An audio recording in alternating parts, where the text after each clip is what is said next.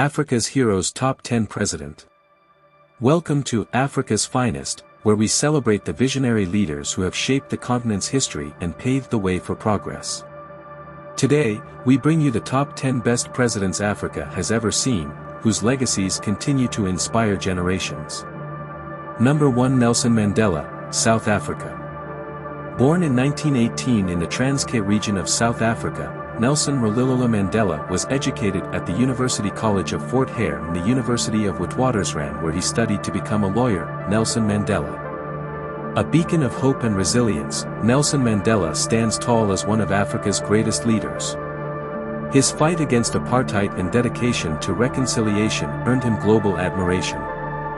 As South Africa's first black president, Mandela's legacy of forgiveness and unity remains unmatched.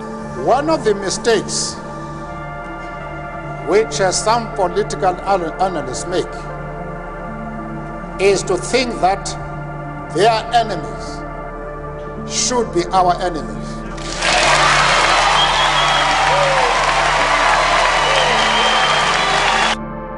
Number 2, Julius Nyerere, Tanzania. Known as the father of the nation, Julius Cambridge Nyerere was born on April 13, 1922 in Mwatongo, an area of the village of Butiama in Tanganyika's Mara region. He was one of 25 surviving children of Nyerere Burito, the chief of the Zanaki people.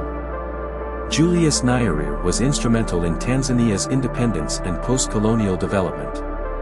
His policies of African socialism aimed at economic self-reliance and social justice, setting a precedent for other African nations. India was under the British, and Kenya was under the British. I think we got involved in those wars.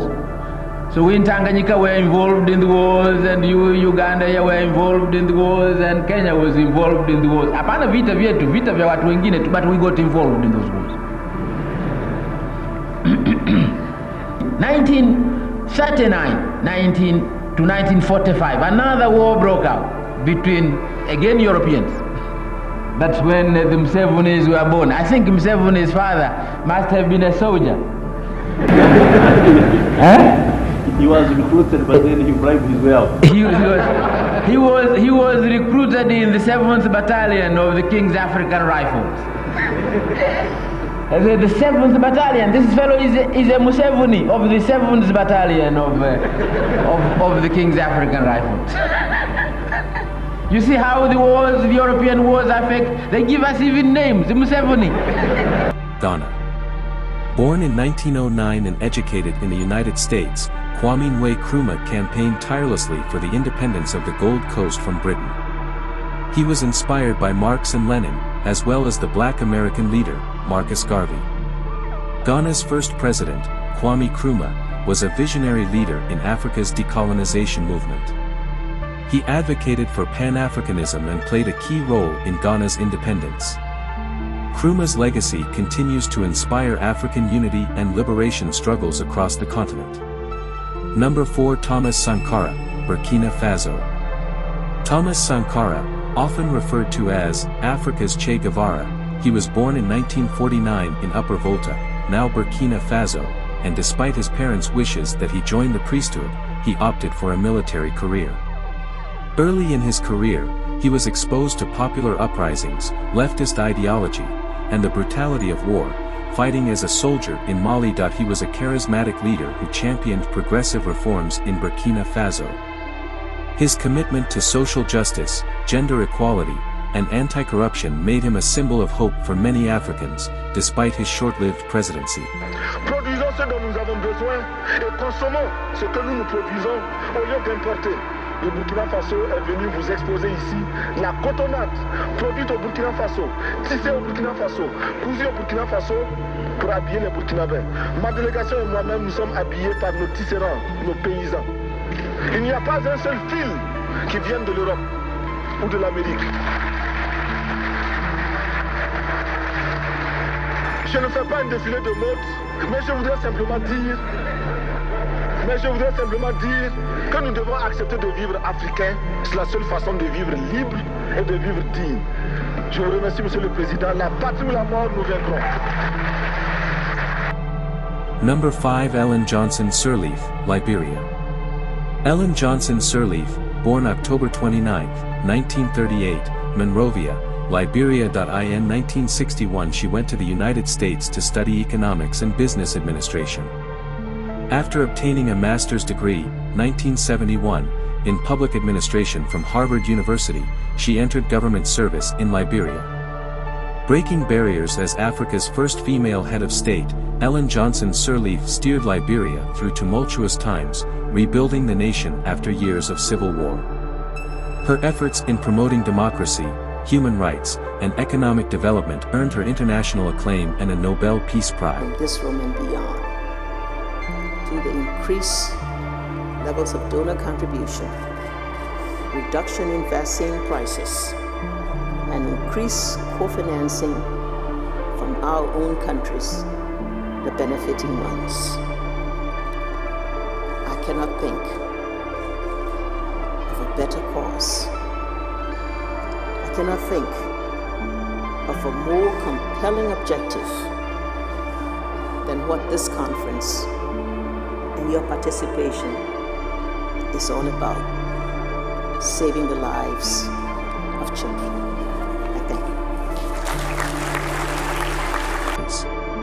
Number 6. Jerry Rawlings, Ghana. Rawlings was born as Jerry Rawlings John on Sunday, June 22, 1947 in Accra, Ghana, to Victoria Igbachui, an Anloyu from Zelyakope, Kita, and James Ramsay John, a British chemist from Castle Douglas in Kirkcudbrightshire, Scotland.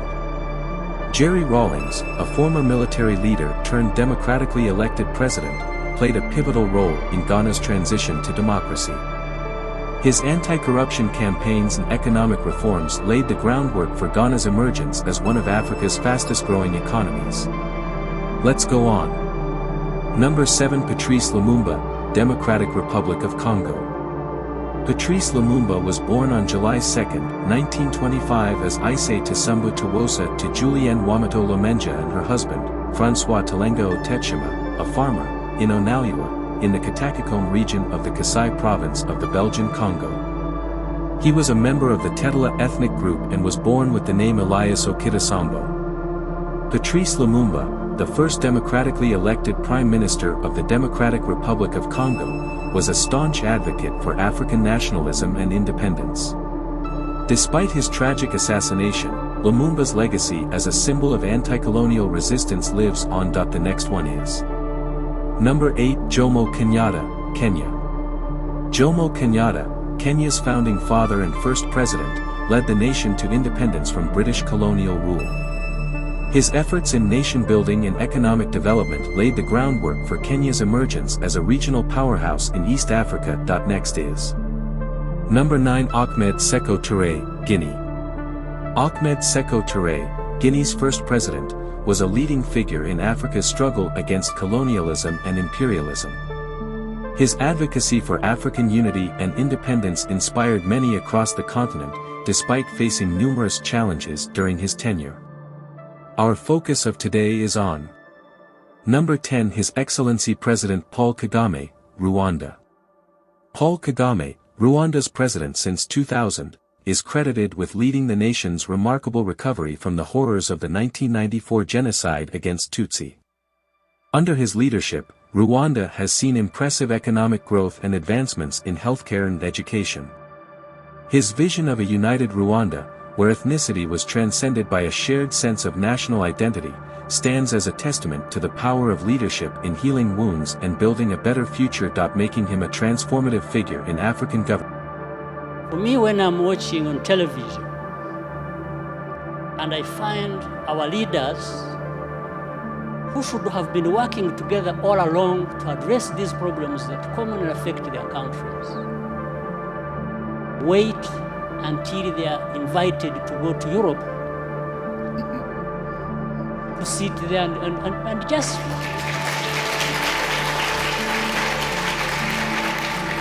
it's like they are made to sit down and address their problems. Why does anybody wait for that? What image does it even give about us, about Africa? In fact, the image it gives is that we are not there to even address these problems. We are there for a photo opportunity. We are happy to sit there in Paris with the President of France and just talk about addressing problems. And there you have it, Africa's finest presidents whose dedication, courage, and vision have left an indelible mark on the continent's history. Also, these leaders stand tall as guardians of hope and progress, their legacies woven into the fabric of a continent's history.